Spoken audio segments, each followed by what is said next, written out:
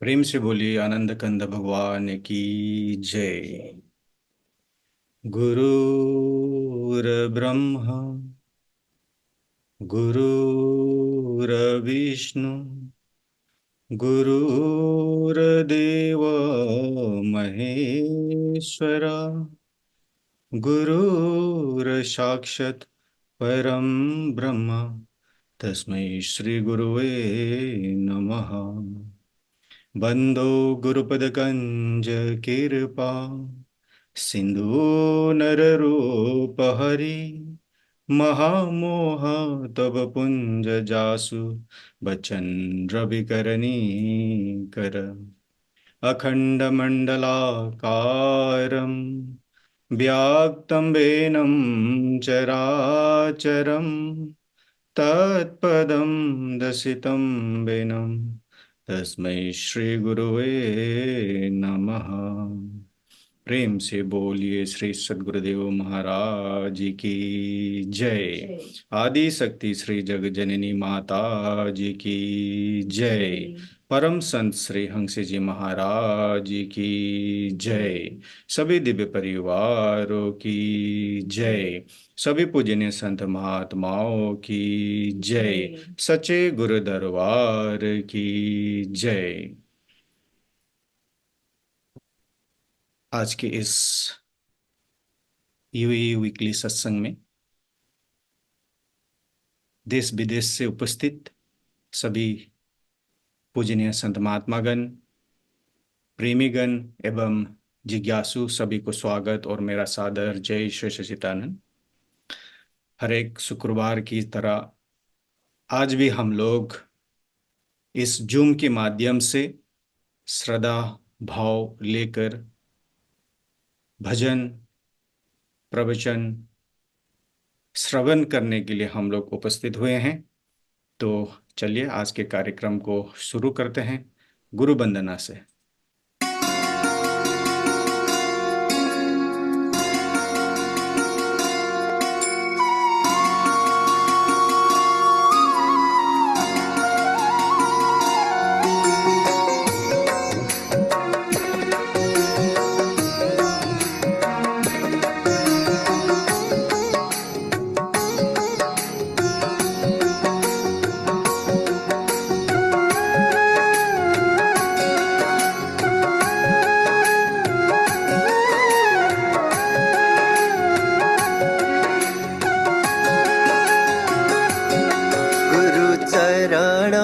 कमला बलिहारी रे, प्रभु चरण कमल बलिहारी रे।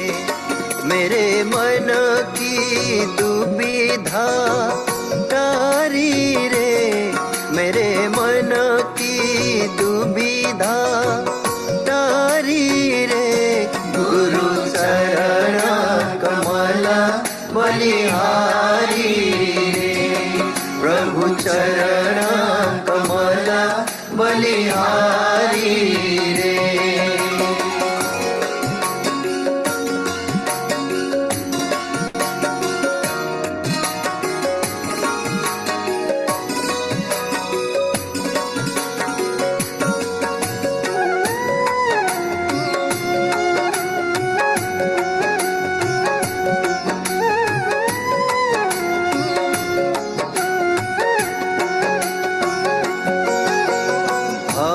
सागर में नीर अपारा, भव सागर में नीर अपारा। डूब रहा नहीं मिले किनारा, डूब रहा नहीं मिले किनारा।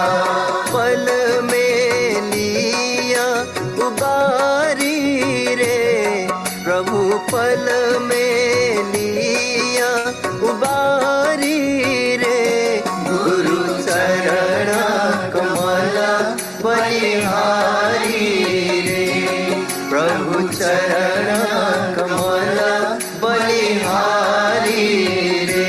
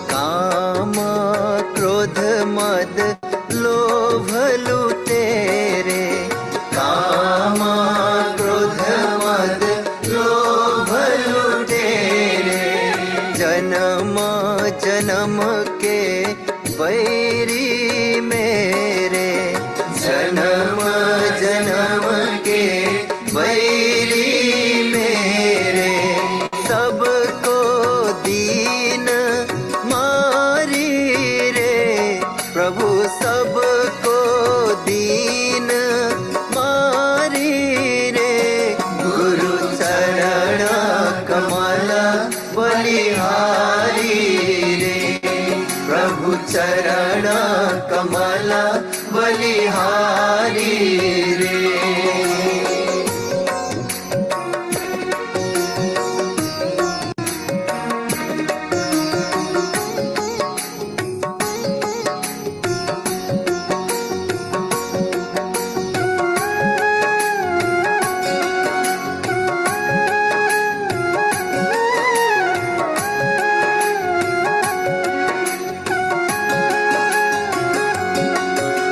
द्वैत भाव सब दूर कराया, द्वैत भाव सब दूर कराया। पूरण ब्रह्मा एक दर्शाया, पूरण ब्रह्मा एक दर्शाया। घट घट ज्योत निहारी रे, प्रभु घट घट ज्योत निहारी रे। गुरु चरण कमल बलिहारी रे, प्रभु चरण कमल बलिहारी रे।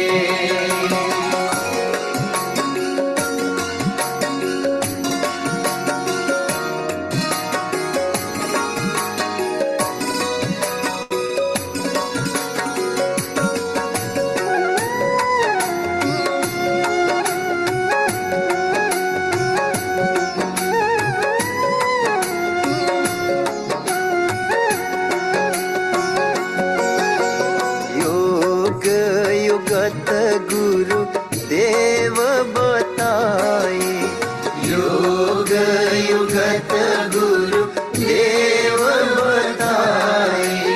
ब्रह्मानंद शांति मन आए, ब्रह्मानंद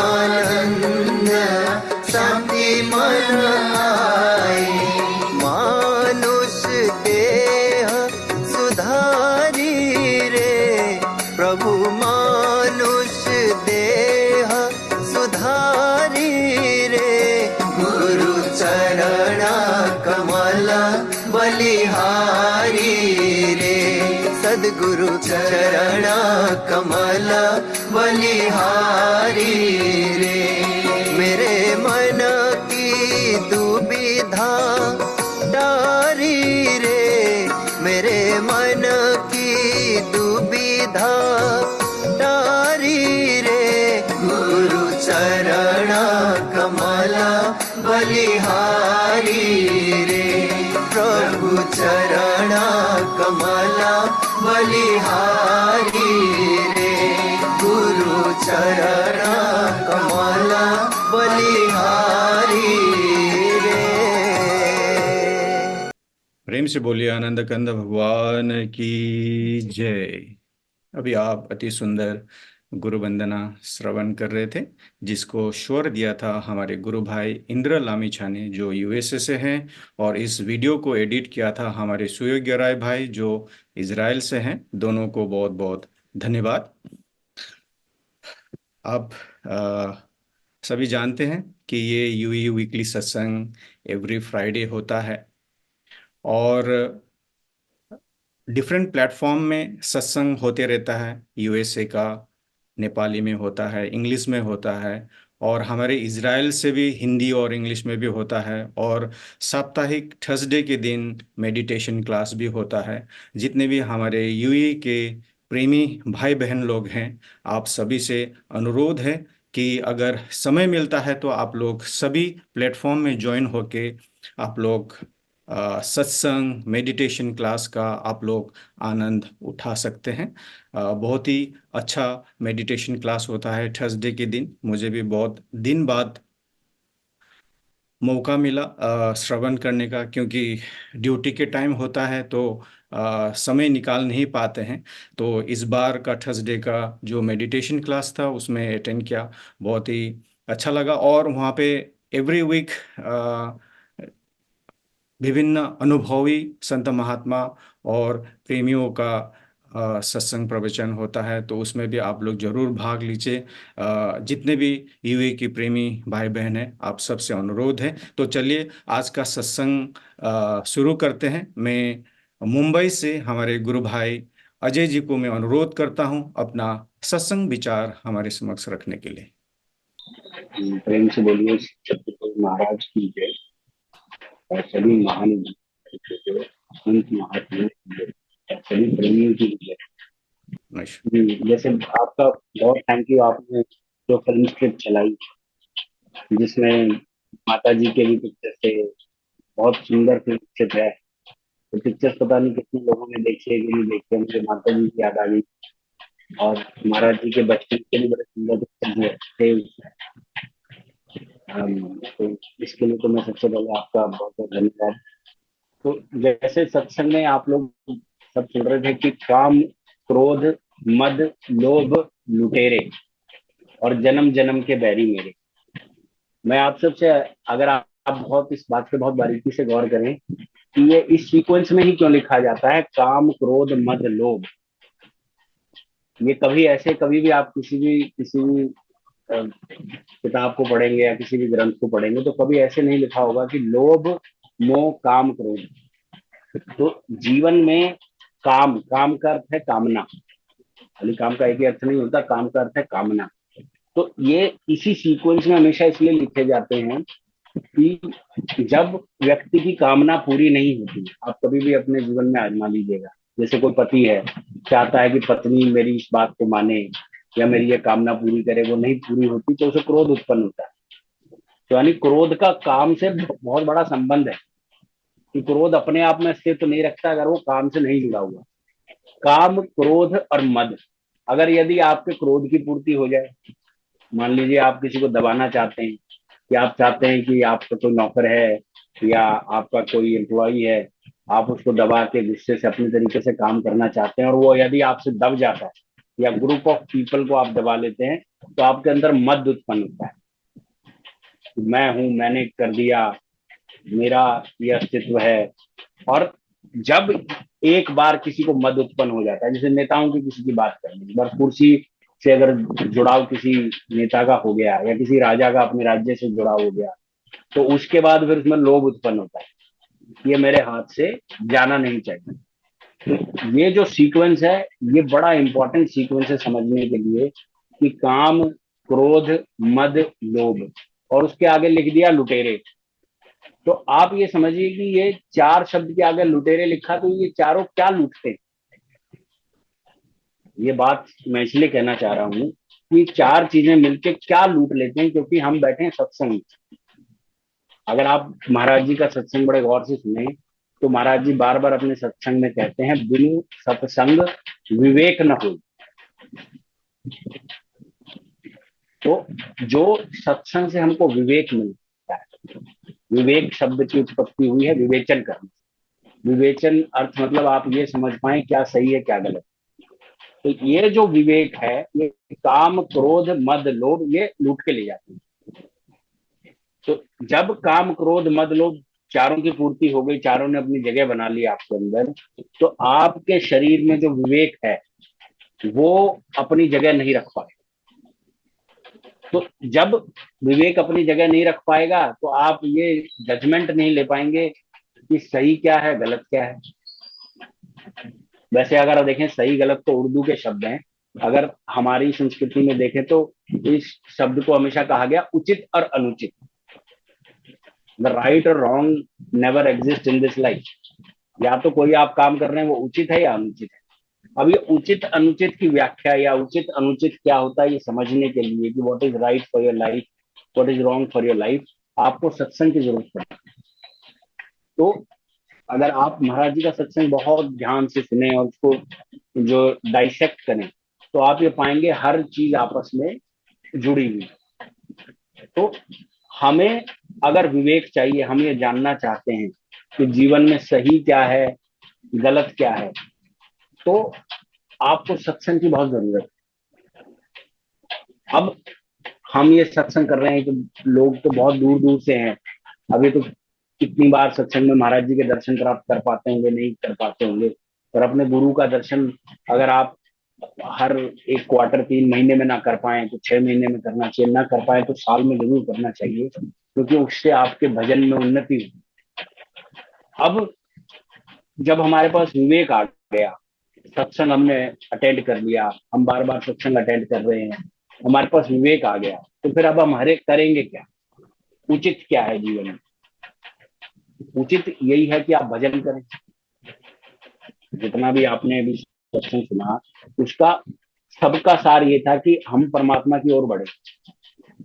अब कोई मनुष्य ये भी कह सकता है कि हम कैसे जाने कि हम परमात्मा की ओर बढ़ रहे हैं कि नहीं बढ़ रहे हैं। तो आप अपने जीवन की किसी भी घटना को उठा के देख लीजिए। जैसे आप किसी सीट पे बैठे हैं, आसन लगा के बैठे होंगे, कोई कुर्सी पे बैठा होगा, तो मनुष्य की आदत है कि वो वही एक्शन करता है जिसमें उसे सुख की प्राप्ति होती है। पानी आप नाक से नहीं पीते क्योंकि सुख प्राप्त नहीं होगा, खाना नाक से नहीं खाते, तो हम जो भी एक्शन करते हैं वो एक्शन हम वही करते हैं जिसमें हमें सुख की प्राप्ति होती है। अब सुख अलग अलग प्रकार के हैं। किसी को मीठा खाने में बहुत सुख आता है, कोई किसी को शराब पीने में भी बहुत सुख आता है। ऐसे भी लोग हैं संसार में, लेकिन शराब पीता है तो बहुत सुख प्राप्त होता है। तो अब हर मनुष्य सुख की ओर जा रहा है, आप कुछ भी जीवन में कर रहे हैं, बट एक ऐसा सुख है जिसको चख लेने के बाद आपको ये समझ में आता है कि इस सुख का कंपैरिजन किसी दूसरे सुख से नहीं किया जा सकता। अब जो बात मैं कह रहा हूँ, जो लोग उपदेशी होंगे, अभी भजन किया, वो उसका स्वाद तो चख चुके होंगे, उन्हें ये बात समझ में आएगी कि एक ऐसा सुख मौजूद है जो आपके बाकी सुखों से ऊपर है, और जिसका एक बार टेस्ट जब आपको लग जाता है तो आप फिर बार बार उसी की तरफ भागते हैं। इसी बात को जोड़ते हुए भगवान क्या कहते हैं, भाव का भूखा मैं। तो जब आपको किसी किसी चीज को, बच्चे को आपने देखा होगा, छोटा बच्चा होता है, उसको जो चीज अच्छी लगने लगती है उसी की तरफ भागने लगता है। तो हम भी जब भजन करते हैं, जब हमें सुख की प्राप्ति होती है, हमें कुछ अनुभव होता है, तो हम उस तरफ भागते हैं। तो हम अपने जो हमारे गुरु महाराज हैं जिनका हम ध्यान करते हैं, तो जब हम ध्यान करते हैं तो हम उस तरफ भागने लगते हैं, भजन बढ़ने लगता है। तो सारी बातों का सार ये है कि हमारा जो ये कलेक्शन है, हम जो अभी गैदरिंग हुई है, या आप जितनी भी गैदरिंग आप जाते हैं, सत्संग में जाते हैं, उसका मेन मोटो क्या है? मेन मोटो है भजन। और दो बातें होंगी, आप सब इस बात से भी एक बहुत बड़ा अहंकार भी जुड़ा हुआ है, आप सब हैं, सब लोग कर्म से भी बंधे हुए हैं। महात्मा जी को छोड़ के बाकी तो सब कर्म से बंधे हुए हैं। महात्मा जी ने तो गुरु महाराज जी बता दिया, भाई आप तुम देखो, मैं तो भजन करूंगा, तो उनका भजन तो जिस स्पीड से चलेगा हमारा तो नहीं चल सकता। तो हमको तो कर्म भी काटना है और भजन भी करना है। तो हमको बार बार सत्संग सुनना, जिससे हमारी सफाई हो। सफाई मतलब कि आप भजन में बैठ रहे हैं, भजन में बैठ रहे हैं और आपका ध्यान नहीं लग रहा है। ध्यान पर एक समय आएगा, आप कॉन्स्टेंटली भजन में बैठते जा रही हैं, एक समय आएगा जब आपका ध्यान बैठते ही लगने लगेगा। क्यों? क्योंकि बीच का जो रोड़ा था वो आपने रोज झाड़ू मार मार के साफ किया।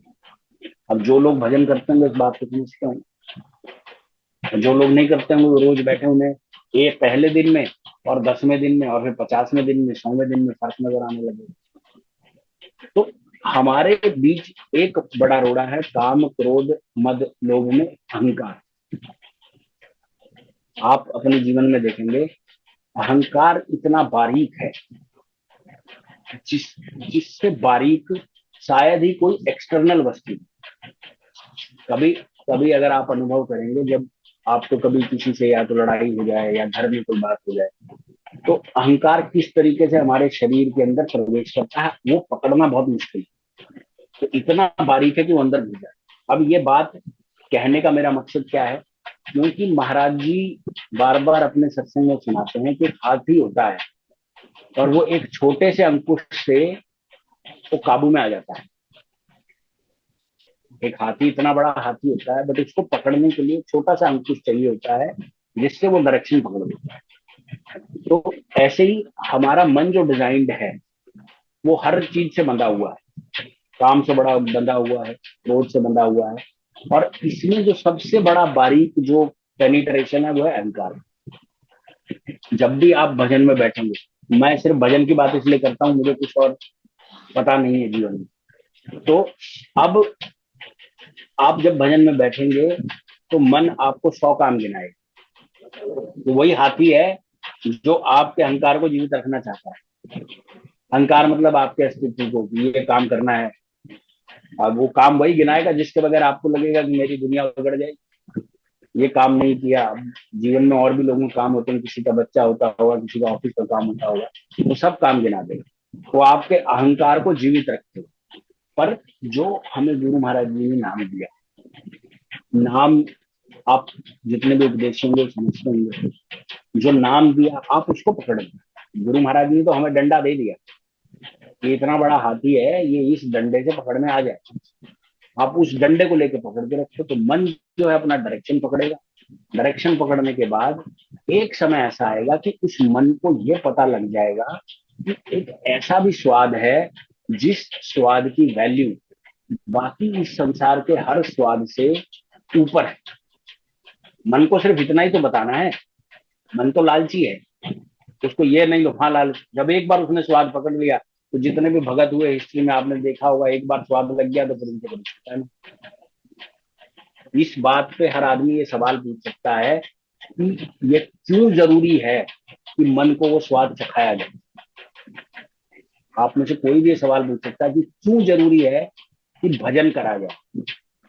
तो अगर आप बारीकी से इस बात को नापेंगे, आप भजन करें ना करें, एक समय आने पर परमात्मा आपसे राम का नाम स्वयं जपवा लेगा।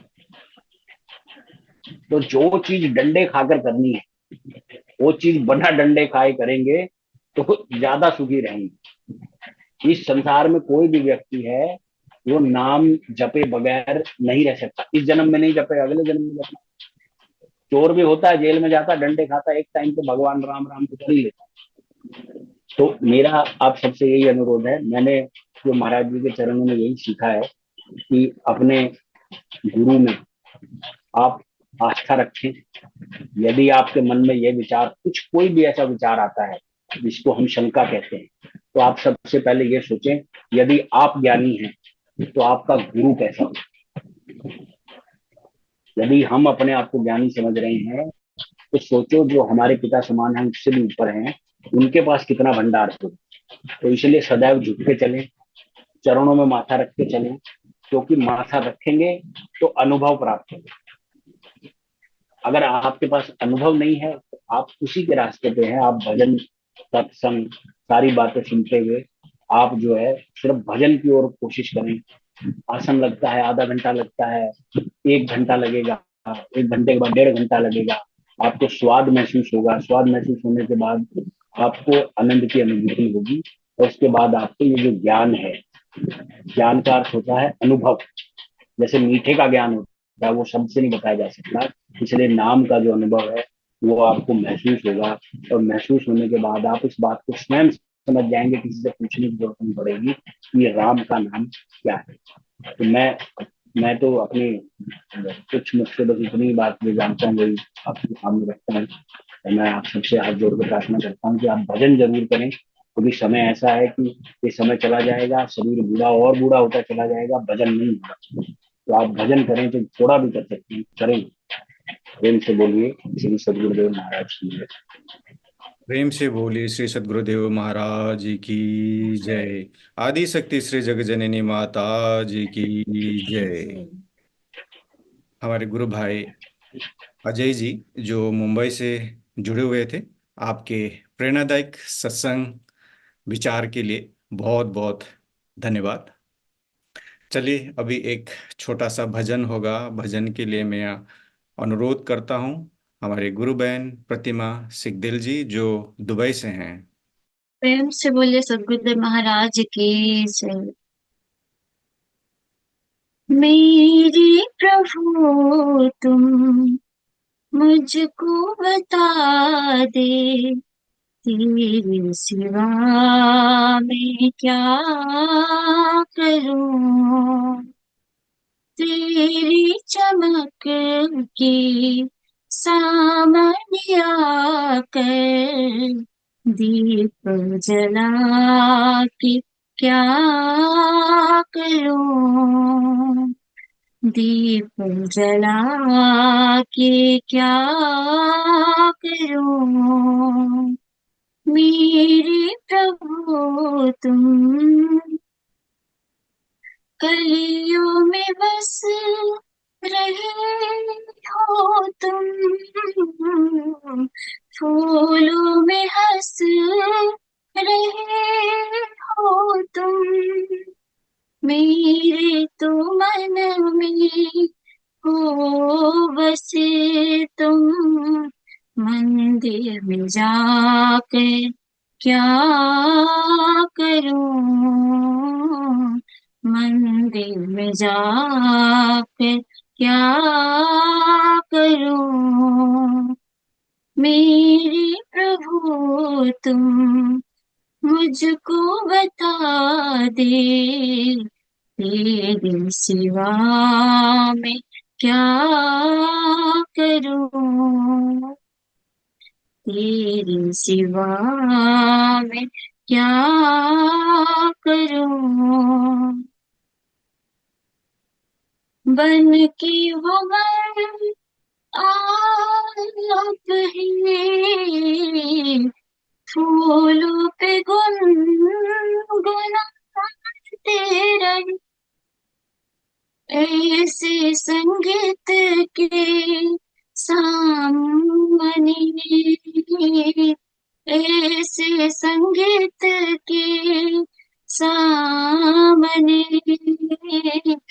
आपकी कीर्तन सुना के क्या करूं, कीर्तन सुना के क्या करूं, मेरे प्रभु तुम मुझको बता दे, तेरे सिवा मैं क्या करूं, तेरी चमक के सामने आकर दीप जला के क्या करूं, दीप जला के क्या करूं, मेरे प्रभु तुम।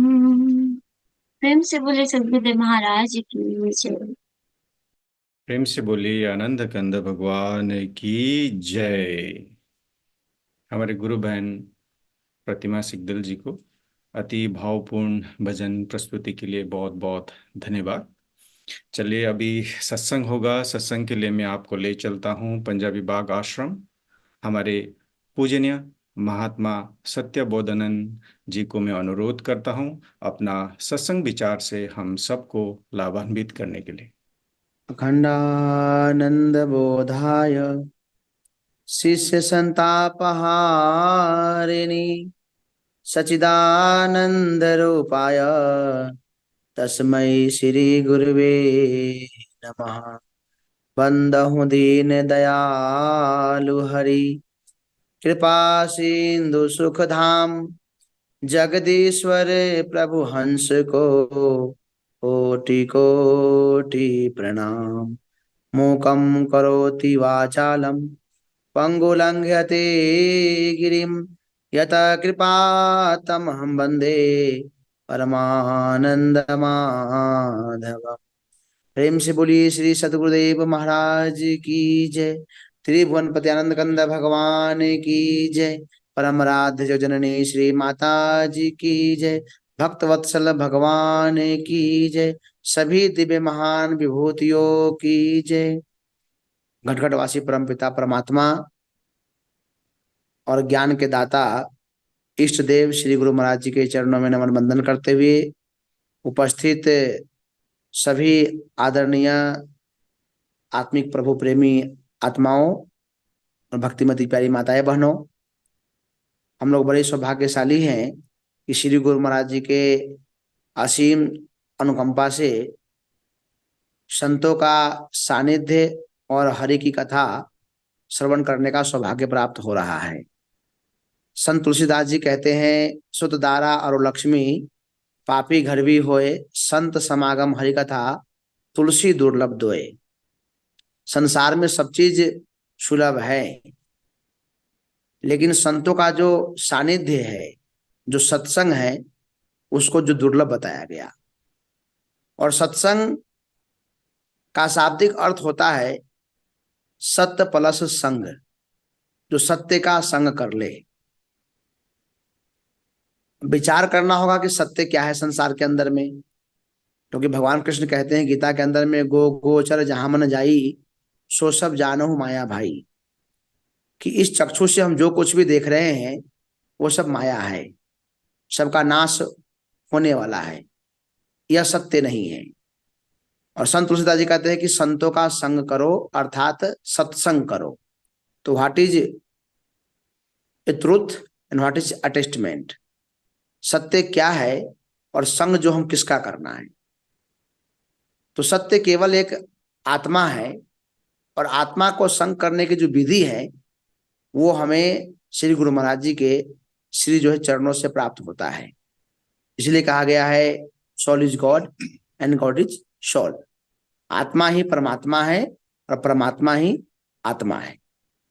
तो आत्मा का संग करना, आत्मा का साक्षात्कार करना वास्तविक में सत्संग है। बाकी जो हम करते हैं, होली डिस्कस करते हैं, इसको जो प्रवचन कहा गया है। और प्रवचन का मतलब होता है कि वाणी का फिल्टर, जैसे पानी तो सभी है, पर जो फिल्टर किया हुआ पानी होता है उसको आप पीना पसंद करते हैं। उसी प्रकार से सभी वचन है, पर संतों के जब हम सानिध्य में बैठते हैं, हरि की चर्चा होती है, तो उसमें प्रवचन होता है। और प्रवचन का मतलब होता है सार शब्द, जो किरोफाई वचन। और उस वचन को जब हम आत्मसात करते हैं, जब हृदयंगम करते हैं, तो हमें जीवन जीने की जो सच्ची कला है, जो वास्तविकताएं हैं, वो हमको समझ में आती है। इसलिए तुलसीदास जी कहते हैं कि संत समागम हरि कथा तुलसी दुर्लभ दोए, कि ये दुर्लभ है, अर्थात सच्चा ज्ञान है, आत्मा के अंदर जो परमात्मा का दीदार होता है वो दुर्लभ बताया गया। बाकी प्रवचन तो जगह जगह होते रहते हैं, आप टेलीविजन में देख लीजिए, ऐप में देख लीजिए, ऑनलाइन में देख लीजिए, यूट्यूब में देख लीजिए। पर सत्संग का मतलब है जो सत्य को जान जाना, और सत्य को केवल और केवल श्री गुरु महाराज जी ही जाना सकते हैं, और दुनिया की कोई ताकत नहीं जो सत्य का आत्म साक्षात्कार करा दे। इसलिए कहा गया, तीन लोग का जो बात बतावे वो भी गुरु है कच्चा, और जहां का हंस वो वहां पहुंचा दे वही गुरु है सच्चा। कि जहां से हंस का आवरण हुआ है, हंस अर्थात आत्मा, कि जहां से आत्मा का प्रादुर्भाव हुआ है उस आत्मा तक जो पहुंचा दे वो सच्चा सद्गुरु होता है। तो हम सभी बड़े सौभाग्यशाली हैं कि हमको ऐसे सच्चे गरीब नवाज, सच्चे महापुरुष का सानिध्य मिला है। श्री गुरु महाराज जी के चरणों में वो सच्चा ज्ञान मिला है कि जिसको हम आत्मसात करके हम जो ध्यान साधना कर सकते हैं। अब ध्यान साधना के लिए 4 क्रियाओं का हमें तत्व बोध कराया गया है। उसमें सबसे पहला होता है सुमिरन। सुमिरन से सुख होता है, सुमिरन से दुख जाए, कहे कबीर सुमिरन बिना साई माही समाए। अब सुमिरन करना कैसे है, क्योंकि हम लोग ज्ञान ले लेते हैं, कोई आंख बंद कर रहा है, कोई मुद्रा लगा रहा है, कोई श्वास को जो खींच रहा है, कोई छोड़ रहा है, हम ज्ञान ले लेते हैं, पर वास्तविकता में जो अध्ययन करना है, जो पाठशालाएं हैं, उसको हम नहीं समझ पाते हैं। एक मीराबाई जी एक भजन गाती है, सखीरी हम तो झिरमिट खेलन जाती, सखीरी हम तो गुरु संग रंग राती। ये झिरमिट का खेल जो है उसको बताया गया सुमिरन, झिर और मिट, कि कहां से प्रारंभ होना है और कहां पर जाकर मिट जाना है। इसी को संत कबीर कहते हैं कि नाभि कमल से उठत है और ब्रह्मांड में जात समाए, हाथ पैर चाले नहीं सुरती से पकड़ा जाए। हाथों की माला तो है नहीं कि हमने माला फेर लिया, या मुख का मंत्र तो है नहीं कि हमने राम राम कह लिया। तुलसीदास जी भी इसको और गौर फरमाते हुए लिखते हैं कि हाथ से न माला जपू और मुख से कहूं न राम, राम मेरा सुमरन करे और मैं पाऊं विश्राम। कि वो हाथों का विषय नहीं है, वो वाणी का विषय नहीं है, वो अंतरात्मा का विषय है। तो नाभि कमल से वो प्रारंभ होता है और ब्रह्म रंध्र में जाकर के वो जो समावेश होता है। अगर आप आत्मज्ञान को चैप्टर को पढ़ोगे, संत कबीर का एक निर्गुण जो दोहावली है, तो निर्गुण वो दोहावली में जो लिखते हैं कि आत्मज्ञान प्राप्ति के अनेक विधि हैं, पर आत्मज्ञान को प्राप्त करने के लिए षष्ठ भेदन चक्र है, और वो सारे हमारे शरीर के अंदर ही बताया गया है। मूलाधार चक्र से लेकर के सहस्त्र वो चोटी चक्र है, उसके मध्य में 5 चक्र हैं, और ये दोनों चक्र को मिलाकर के 7 चक्र बताया गया है। लेकिन संत कबीर कहते हैं कि इस संसार में 99.9% मतलब जो 99.9% लोग जो मूलाधार चक्र से पैदा होते हैं और मूलाधार चक्र में ही मर जाते हैं।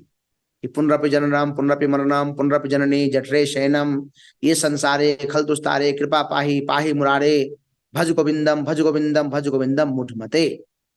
कि उसी मूलाधार चक्र से प्रारंभ होकर के और उसी मूलाधार चक्र में मर जाता है। अर्थात 99.9% लोगों का मन उसी मूलाधार चक्र में लगा रहता है। उससे ऊपर उठते हैं तो स्वादिष्ठान चक्र आता है, उससे और ऊपर उठते हैं तो मणिपूरक चक्र आता है, उससे ऊपर और उठेंगे तो हृदयाकाश में अनाहत चक्र आता है, फिर विशुद्धि चक्र आता है, फिर आज्ञा चक्र आता है, और फिर सहस्त्र वो चोटी चक्र आता है कि जिसको हम अमृत का द्वार कहते हैं, अमृत का जो कुंड कहते हैं। पर गुरु महाराज जी इतने बड़े दयालु हैं कि हमको इन चक्रों में नहीं फंसाया। वो कहे अगर हम चक्र में फंसा देंगे तो मूलाधार चक्र से लेकर के और अनहद चक्र में आते आते तुम इतने मायावी बन जाओगे, इतने संसारी बन जाओगे, इतने चमत्कार तुम्हारे अंदर आ जाएगा कि तुम उस आज्ञा चक्र तक जो पहुंच ही नहीं पाओगे। इसीलिए आप संसार में देखते हैं कि नाना प्रकार के जो गुरु है कि नाना पंथ जगत में निज निज जो गुण गावे, सबका सार बताकर सदगुरु मार्ग लावे।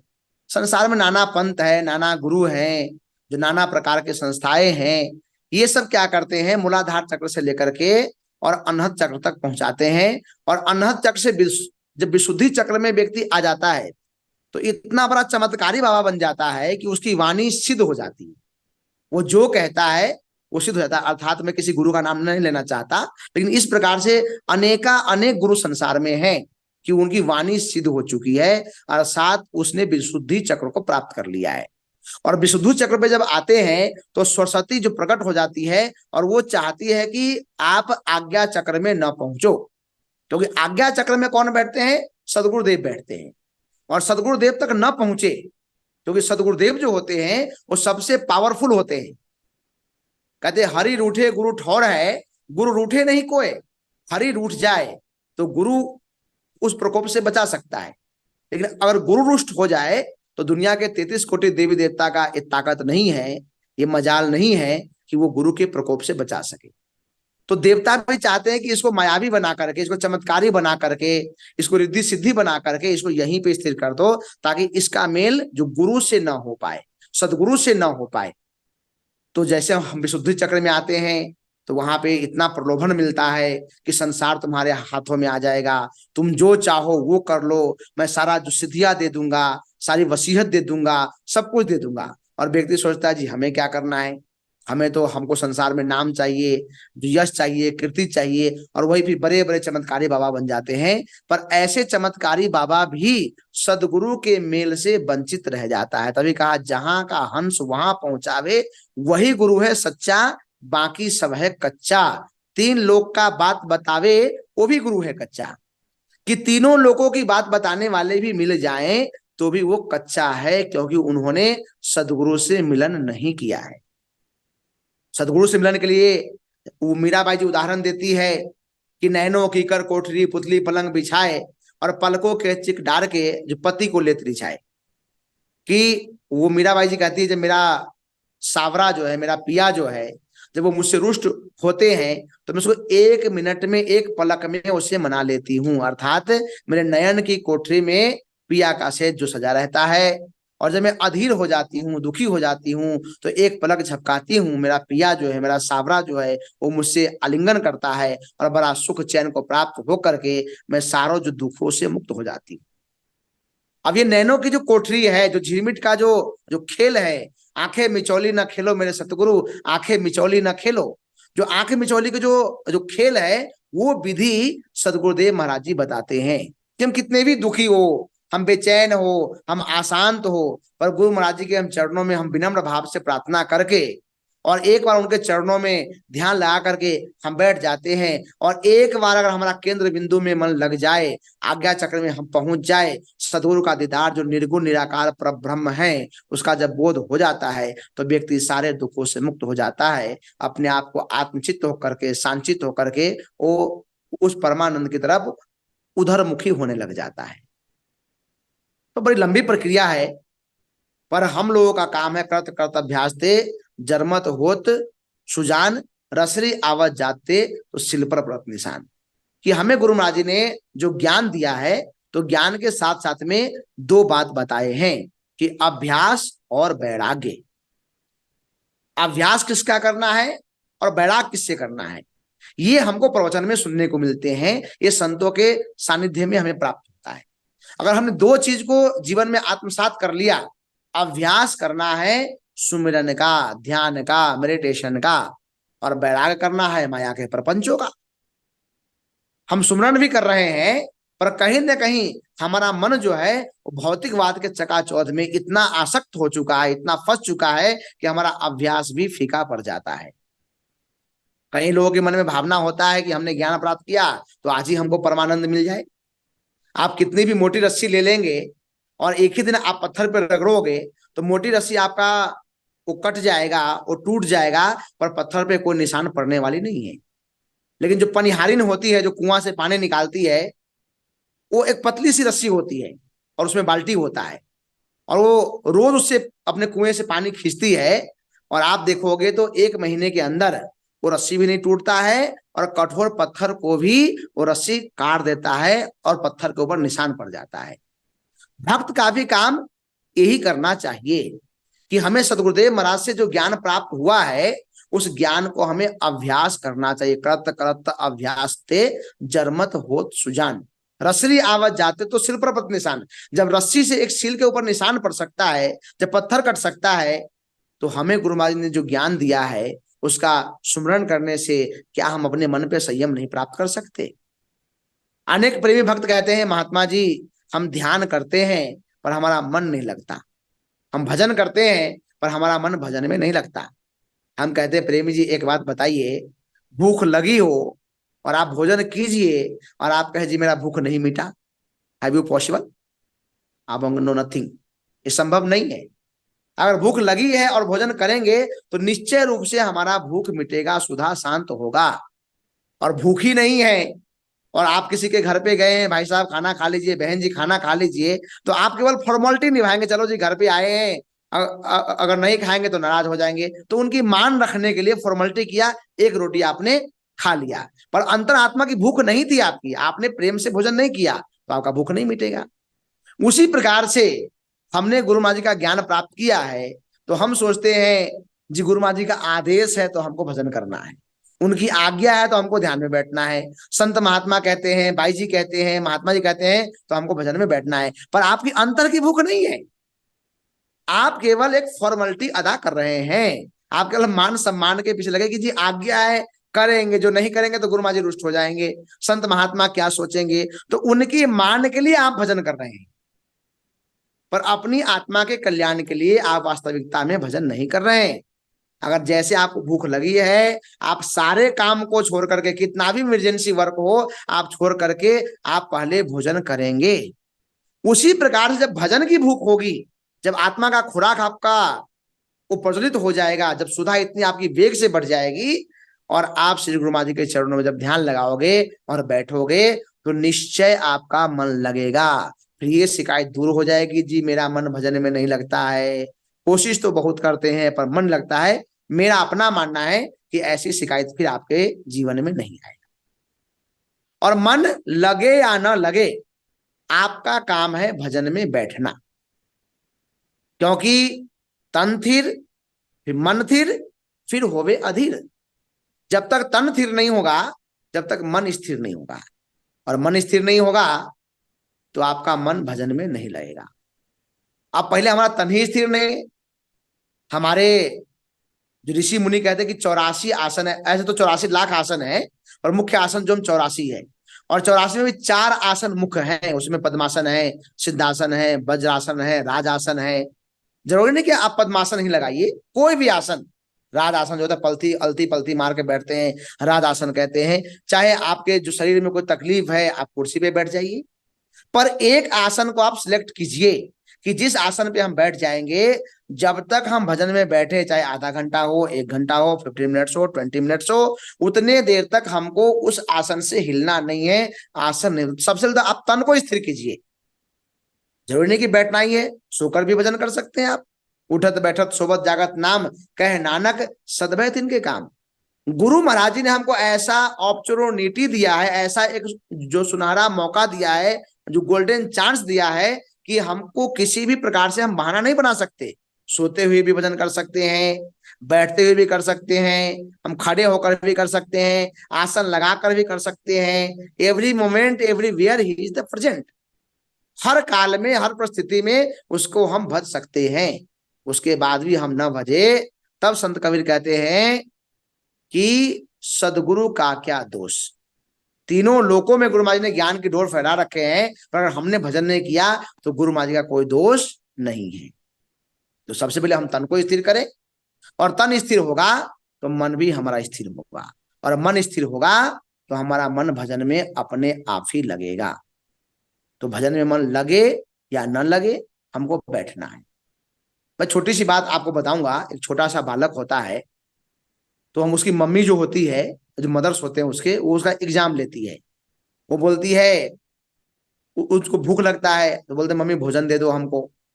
मम्मी कहती नहीं बेटा, जब तक तू ब्रुश नहीं करेगा मैं तुमको भोजन नहीं दूंगी। बच्चा रोता है, मम्मी दे दो ना मुझे भूख लगा है, मम्मी दे दो ना मुझे भूख लगा है। लेकिन माँ कहती ना, तू जा पहले ब्रुश करके आ, दांत साफ करके आ, तब तुझे भोजन दूंगी। बच्चे को भूख लगा है पर मम्मी भोजन नहीं देती। 1 दिन, 2 दिन, 4 दिन, 5 दिन, 10 दिन। अब बच्चे को मालूम पड़ गया कि मैं कितना भी भूखा हूं, लेकिन जब तक मैं ब्रुश नहीं करूंगा मेरी माँ मुझे भोजन नहीं देगी। अब वही माँ परीक्षा लेती है। 1 हफ्ते बाद कहती है बेटा खाना खा ले। अब बच्चा बोलता है मम्मी 1 मिनट रुक जा, मैं अभी ब्रुश करके आता हूँ। मैं बोलता है छोड़ना, क्या करेगा ब्रुश करके, चल तू खाना खा ले पहले। मम्मी 1 मिनट रुको। अब मम्मी बार बार भोजन देना चाह रही है, लेकिन बच्चा कहता है मम्मी 1 मिनट रुको। यूं गया और यूं आया, मैं 2 मिनट में मुंह साफ करके आया। अब मम्मी एग्जाम लेती है कि मेरा बच्चा पास हो रहा है कि फेल हो रहा है। अब मम्मी बिना जो ब्रुश किए भोजन देना चाह रही है, पर वही बच्चा जो भोजन मांग रहा था, पर मम्मी ने कहा ब्रुश कर तब दूंगा भोजन। अब वही बच्चा को जबरदस्ती देना चाह रहे, लेकिन बच्चे ने उस जीवन को ढाल लिया कि मुझे ब्रुश करना है तब भोजन करना है। अब मम्मी बार बार मना करने पर बच्चा पहले जाता है, दांत साफ करता है, ब्रुश करता है, रूटीन करता है, तब आकर के वो जलपान या भोजन ग्रहण करता है। 1 हफ्ते के अभ्यास ने उसका जो जीवन बदल दिया। अब जब तक वो जिंदा रहेगा, अब बालक से शिशु बनेगा, फिर युवक बनेगा, फिर पौधावस्था में आएगा, फिर वृद्धावस्था में आएगा, पर वो जिंदगी भर ब्रुश करेगा, बिना ब्रुश किए वो भोजन नहीं करेगा। और कभी जल्दीबाजी में हम नहीं कर पाते हैं तो दिन भर हमारे मन में गिल्टिया होते थे, मैंने आज दांत साफ नहीं किया। जब तक आप सो नहीं जाओगे, अपने आप रिमाइंड कराएगा कि मैंने आज ब्रुश नहीं किया। यही प्रक्रिया अध्यात्म में भी होनी चाहिए। आप अपने आप को इतना आत्मसात कर लीजिए, इतना ढाल लीजिए अपने आप को कि मुझे भजन करना है, मुझे ध्यान करना है। मैं सोकर उठूंगा तो मैं रूटीन भी बाद में करूंगा, पहले मैं भजन करूंगा।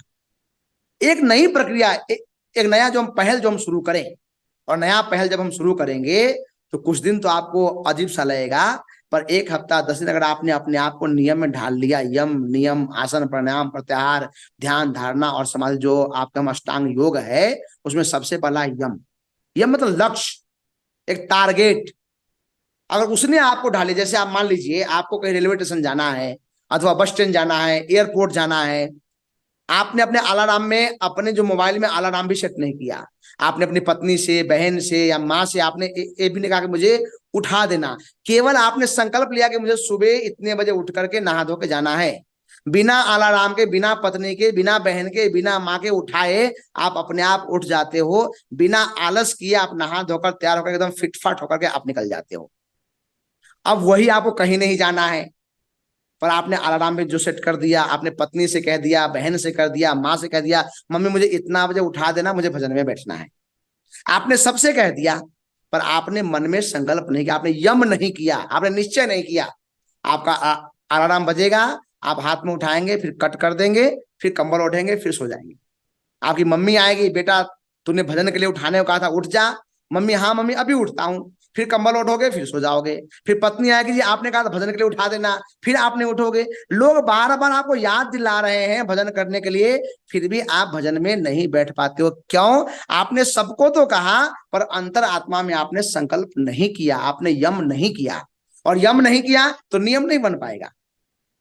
तो नियम को बनाने के लिए सबसे पहले यम का होना बहुत जरूरी है। और यम बन गया तो नियम अपने आप बनेगा।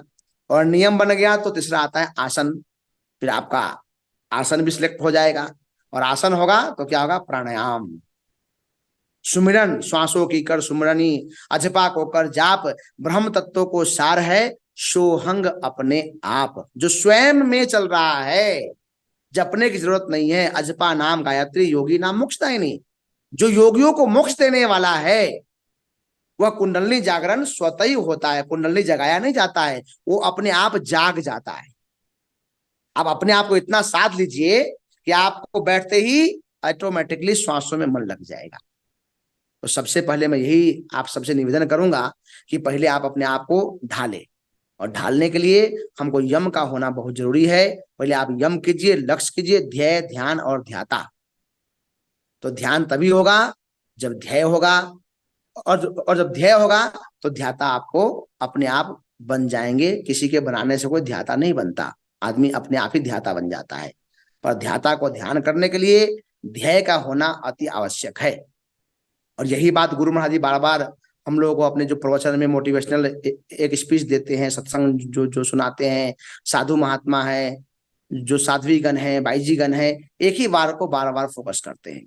संसार में हम जो कुछ भी करते हैं वो संसार का संपदा संसार में ही रह जाएगा, और जो हमारा अपनी संपत्ति है वो केवल नाम की कमाई है। इसलिए संत कबीर कहते हैं, कलयुग केवल नाम आधारा, सुमिर सुमिर नर उतर ही पारा।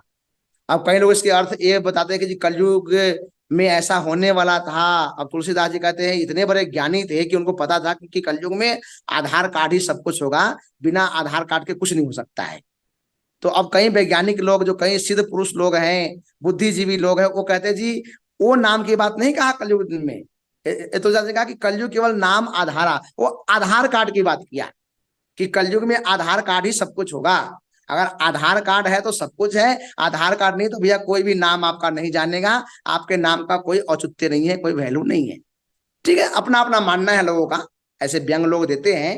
लेकिन अगर आधार कार्ड की भी बात करें तो आधार कार्ड हमारे इस देश के जो अपना जो प्रधानमंत्री थे, जो मनमोहन सिंह जी, वो इस आधार कार्ड को जो लॉन्च किया तो उन्होंने ये कहा कि भैया ये कार्ड होगा तो सब कार्ड आपका मान्य है, पर सारे कार्ड हो, राशन कार्ड हो, पासपोर्ट हो, ड्राइविंग लाइसेंस हो, इलेक्शन कार्ड हो, सब कुछ हो, पर आधार कार्ड नहीं है तो आप मूल निवासी, आपकी नागरिकता नहीं समझी जाएगी।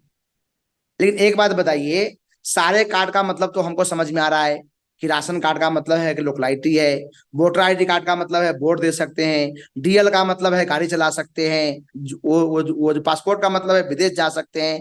आधार कार्ड का तो कोई मतलब ही नहीं। हर कार्ड का काम है पर आधार कार्ड का कोई काम नहीं है। पर आधार का मतलब क्या होता है? योरिच वेश। आधार मतलब वेश, मूल है। जो तू सींचे मूल को फले फूले न जो अघाए, दूजा काहे सुमरिए जन्मे ते मर जाए। कि आधार कार्ड हमारा मूल है। जैसे सरकार ने कहा आधार कार्ड है तो सब कुछ है, और आधार कार्ड नहीं है तो कुछ नहीं है, उसी प्रकार से सदगुरुदेव श्री सतपाल जी महाराज भी कहते हैं कि भैया ये भागवत कथा है, राम कथा है, गीता है, पुराण है, चाहे भगवती की उपासना है, देवी की उपासना है, देवी का उपासना है, जप है, तप है, यज्ञ है, हवन है, व्रत है, उपवास है, पूजा है, पाठ है, संयम है, ये सब कुछ क्या है? आधार कार्ड नहीं है, ये पासपोर्ट है, डीएल है, आपका इलेक्शन है, वोटर आईडी कार्ड है, ये सब का एक एक मत है।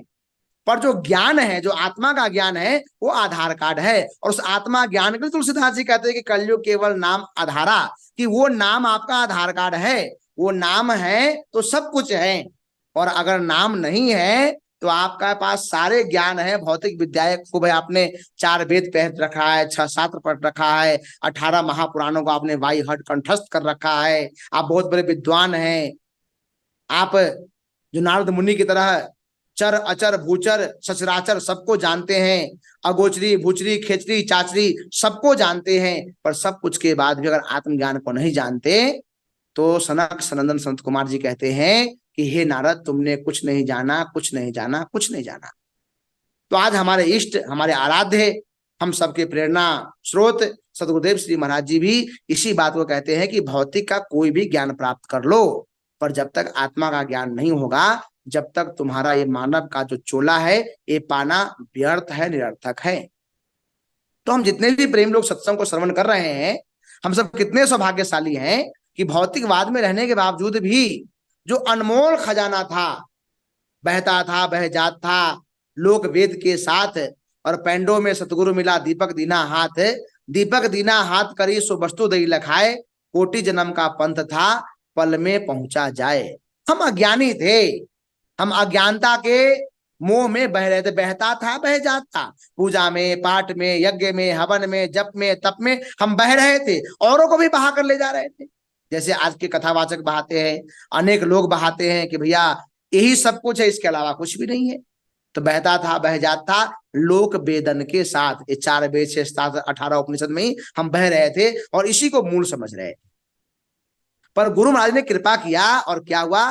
पैंडो में सतगुरु मिले, कि रास्ते में ये जिंदगी का जो सफर है, इस सफर में हमको क्या हुआ? सदगुरु मिल गए। पैंडो में सतगुरु मिला, दीपक दीना हाथ, और गुरु महाराज जी ने हमारे इस जिंदगी के सफर में मिले और दीपक दिया। दीपक कैसा दिया? हम बासी वादेश का जहां आदि अंत का खेल, दीपक देखा गैब का बिन बाती बिन तेल। ऐसा दीपक गुरु महाराज ने दिया कि न उसमें बत्ती है, न तेल है, न कोई जलाने वाला है, वो स्वयं प्रकाश है। केवल गुरु महाराज ने हमको भेद बता दिया। ऐसी करी गुरुदेव दया मेरा ईश्वर में मन जोड़ दिया, वो भेद बता दिए और वो दीपक हमारे हृदय अंतरात्मा में प्रज्वलित कर दिए। पैंडो में सतगुरु मिला दीपक दीना हाथ, दीपक दीना हाथ करी सो वस्तु दई लखाए, कोटि जन्म का पंथ था पल में पहुंचा जाए। करोड़ों जन्म में जो मिलने वाला नहीं था, वो गुरु महाराज ने एक पल में हमको दिखा दिया। इसी को संत कबीर कहते हैं, नाम है जप में, नाम है तप में, नाम है व्रत उपवास में, खोजी होए तुरंत मिल जाऊं, मैं तो हूं विश्वास में। भाई मैं तो हूं विश्वास में। नाम है क्रिया क्रम में रहता, नाम है योग संन्यास में, खोजी हुए तुरंत मिल जाऊं, मैं तो हूं विश्वास में। मैं किसी चीज में नहीं हूं, मैं केवल विश्वास में हूं। भक्ति स्वतंत्र सकल सुख खानी, और बिन सत्संग न पावहि प्राण। तो अगर हमारा मन श्री गुरु महाराज जी के जो चरणों में अगाध जो श्रद्धा के साथ में जो लगा हुआ है, तो नाम का बख्शीश हमको देते हैं। और नाम के ज्ञान प्राप्त करने के बाद हम इसी जीवन में वास्तविकता को जान करके अपने जीवन को सफल कर लेते हैं। नहीं तो समर्थ रामदास जी महाराष्ट्र के जो संत हुए, उन्होंने एक ग्रंथ की जो रचना किया, उसका नाम रखा आपके जो हम दास बोध। तो दास बोध में समर्थ रामदास जी हम लिखते हैं, नाना शास्त्र पठन लोक, नाना दैवत पूजनम, आत्मज्ञान बिना पार्थ सर्व कर्क निर्कथम। कि हे पार्थ, तुम सब कुछ कर लो, पर आत्मज्ञान को नहीं जाना तो कुछ नहीं जाना, कुछ नहीं जाना, कुछ नहीं जाना। तो आज संसार में नाना प्रकार के जो मत है, पंथ है, गुरु है, श्री श्री 1008 है, पर हमारे श्री गुरु महाराज जी ने इन भौतिक आडंबरों में नहीं फंसा करके, जो भौतिक जो चकाचौंध में नहीं फंसा करके, सीधा अंतर आत्मा का जो ज्ञान दिया और कहा कि हे भक्त, तू अपने अंतर आत्मा में उस परम पिता परमात्मा को प्रकट कर, उस नाद ब्रह्म को छिन, श्वासों में अजपा नाम का जाप कर, सहस्र दल चोटी से तू अमृत का पान कर, और अपने जीवन को सफल और सार्थक कर।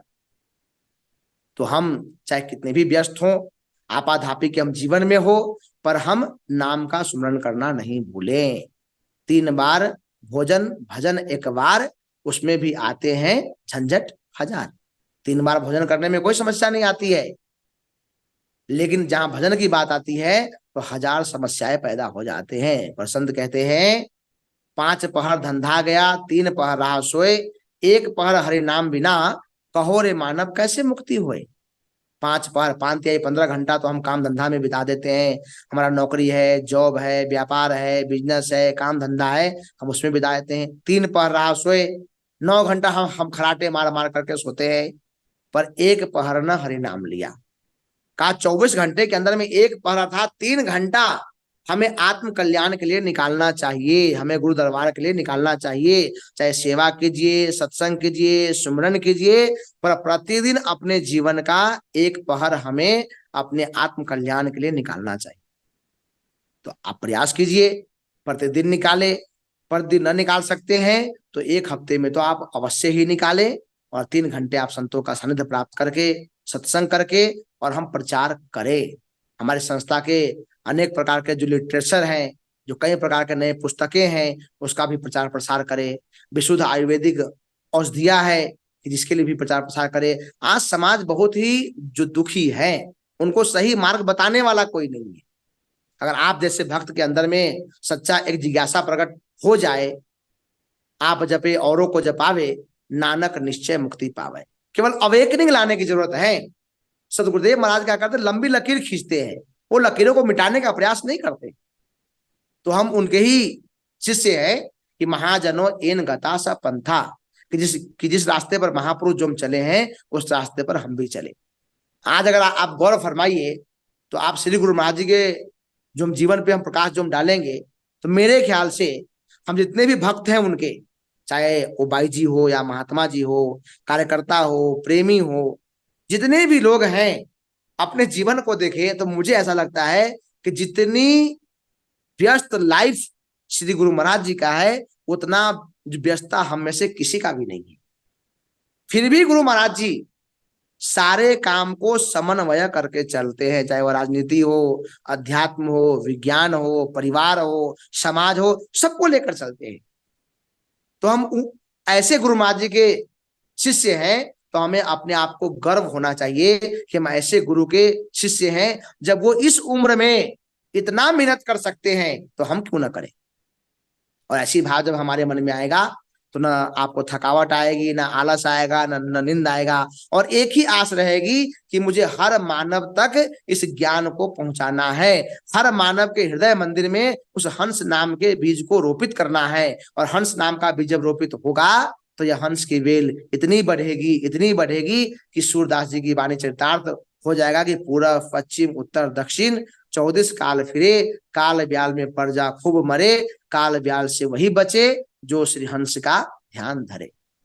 तो इस बात पे हम लोग चरितार्थ करते हुए खूब ध्यान करें, खूब भजन करें, खूब साधना करें, और ज्ञान के प्रचार में अपने जीवन को, आहुति को आप डालें, और डाल करके अपने आत्मा का जो कल्याण करते हुए हम जीवन को जो सफल बनाए। तो और अधिक नहीं कहते हुए मैं वाणी को विराम दूंगा। बोलिए सतगुरुदेव महाराज की जय, साचे दरबार की जय। प्रेम से बोलिए आनंद कंद भगवान की जय। हमारे पूजनीय महात्मा सत्यबोधानंद जी को अपना कीमती समय हमारे साथ निकाल के अपना अमूल्य सत्संग विचार से हम सबको लाभान्वित किया। महात्मा जी को हृदय से सभी प्रेमियों की तरफ से बहुत बहुत धन्यवाद। आप सभी लोग जानते हैं कि हमारे जो यूई वीकली सत्संग है, every Friday Dubai time 8 PM to 9:15 PM तक होता है। और जिस लिंक से आप लोग जुड़े हुए हैं, एवरी फ्राइडे वो सेम लिंक ही होता है। तो आप लोग नेक्स्ट फ्राइडे जब आए तो अपना इष्ट मित्र को जरूर शेयर करें, उन्हें भी इनवाइट करें, उन्हें भी बताएं कि यूई वीकली सत्संग होता है जूम में, तो इनवाइट करें आप सबको। और हमारे जैसे ये प्रोग्राम अगर किसी कारणवश मिस हो जाए तो इसका रिकॉर्डेड जो सत्संग है वो हमारे वीकली सत्संग यूट्यूब चैनल पर भी अपलोड होता है, उसमें भी जाके आप लोग देख सकते हैं। और हमारे समिति का यूट्यूब चैनल, फेसबुक पेज मानव धर्म हिंदी में है, मानव धर्म नेपाली में है। तो उसमें भी जाके हमारे सद्गुरुदेव श्री महाराज जी का दिव्य प्रवचन और हमारे दिव्य परिवार का प्रवचन और अनुभवी संत महात्माओं का प्रवचन भी उसमें होता है। तो आप लोग एनी टाइम उसमें जाके आप लोग श्रवण कर सकते हैं। तो आज के कार्यक्रम हम लोग यहीं पर ही समाप्त करते हैं। हमारे अजय जी जो मुंबई से जुड़े हुए हैं, उनको भी बहुत बहुत धन्यवाद, अपना कीमती समय निकाल के अपना एक्सपीरियंस हमारे साथ साझा किया। और हमारे गुरु बहन प्रतिमा सिकदेल जी को भी बहुत बहुत धन्यवाद। और आज देश विदेश से जितने भी महानुभाव जुड़े हुए हैं, आप सभी को भी बहुत बहुत धन्यवाद। एक छोटी सी प्रार्थना से आज का ये कार्यक्रम समाप्त होगा। मैं महात्मा जी को अनुरोध करता हूँ छोटी सी प्रार्थना के लिए। त्वमेव माता च पिता त्वमेव, त्वमेव बन्धु च सखा त्वमेव, त्वमेव विद्या द्रविणं त्वमेव, त्वमेव सर्वं मम देव देव, त्वमेव सर्वं मम देव देव, त्वमेव सर्वं गुरुदेव देव। बार बार वर मांगहूँ हरस देव श्रीरंग, पद सरोज अनुपायनी, भक्ति सदा सत्संग भक्ति दान मोहि दीजिए, गुरुदेवन के देव और नहीं कछु चाहिए। निश दिन चरणन से आज भी आपका आशीरा, प्रभु कल भी आपकी आस, घड़ी घड़ी प्रभु आशीरा, शरण पड़ा मैं दास। सबके सुख शांति के लिए एक मंगल प्रार्थना है, सभी साथ दीजिएगा। हे नाथ सब सुखी हो, कोई न हो दुखारी, सब हो निरोग भगवन, धन धान के भंडारी।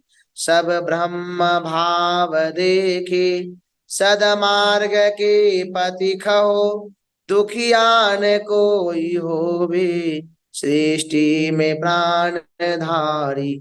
दुखियान कोई होवे, सृष्टि में प्राण धारी। हे मेरे नाथ, आप अपनी सुधामयी सर्व समर्थ पतित पावनी अहेतु कृपा से मानव मात्र के हृदय में विश्ववंदित्व एवं विश्व शांति की उदार भावनाओं को जागृत करे, जिससे वे सुख दुख के बंधन से मुक्त होकर आपके पवित्र प्रेम का आस्वादन कर कृतकृत्य हो जाए, धन्य धन्य हो जाए। प्रेम से बोलिए श्री सतगुरुदेव महाराज की, परम संत योगी राज श्री हंस जी महाराज की, परम राध जननी श्री माता जी की, सभी दिव्य महान विभूतियों की, साचे दरबार की, भक्त और भगवान की, सचिदानंद भगवान की जय।